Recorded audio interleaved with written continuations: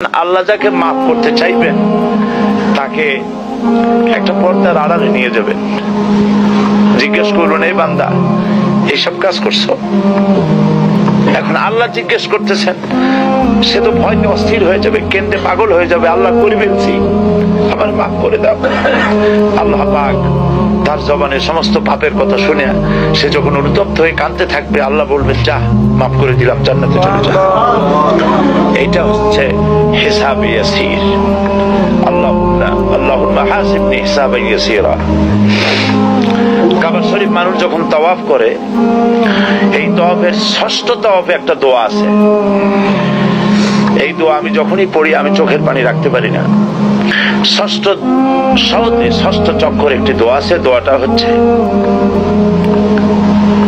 আল্লাহুম্মা ইন্না আলাইয়া হুকুকান কাসীরান ফীমা বাইনি ওয়া বাইনাক। আয় আমার রব, তোমার সাথে আর আমার সাথে অনেক দেনা পাওনা আছে, আর তোমার বান্দাদের সাথেও আমার অনেক দেনা পাওনা আছে। তা আমি তোমার বান্দাদের কাছে যে বিষয় ঋণী আছি, সেই ঋণ পরিশোধের জন্য তুমি আমাকে যোগ্যতা দাও, পরিশোধের তৌফিক দাও।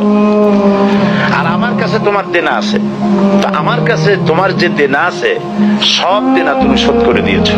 আমার চোখ দিয়েছো, মুখ দিয়েছো, কান দিয়েছো, স্বাস্থ্য দিয়েছো, বউ দিয়েছো, বাচ্চা দিয়েছো, টাকা দিয়েছো।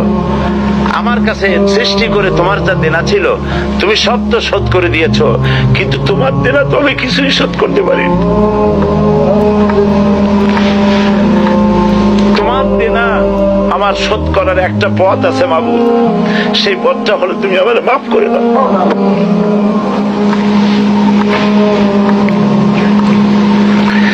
এটা ছাড়া আমার কাছে কোনো পথ নাই মাবুদ। তুমি যদি কিয়ামতের দিন আমাকে প্রশ্ন করো যে যৌবন কাটাইছো কোন পথে, আমি তো জবাব দেওয়ার পথ রাখি নাই। আমি তো আমার যৌবনকে নষ্ট করে ফেলেছি। তুমি যদি প্রশ্ন করো টাকা পয়সা কামাই করেছো কোন পথে, আমি তার জবাব দেওয়ার পথ রাখি নাই। যদি প্রশ্ন করো কোন পথে খরচ করেছো, আমি সেটারও পথ রাখি নাই, নষ্ট করে ফেলেছি। তুমি আমাকে ক্ষমা করে দাও।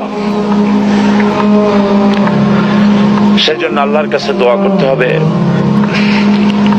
রব্বানা আতিনা ফিদ দুনিয়া হাসানাতান ওয়া ফিল আখিরাতি হাসানা ওয়া কিনা আযাবান নার ওয়া আদখিলনাল জান্নাতা মাআল আবরার ওয়া আদখিলনাল জান্নাতা বিগাইরি হিসাব।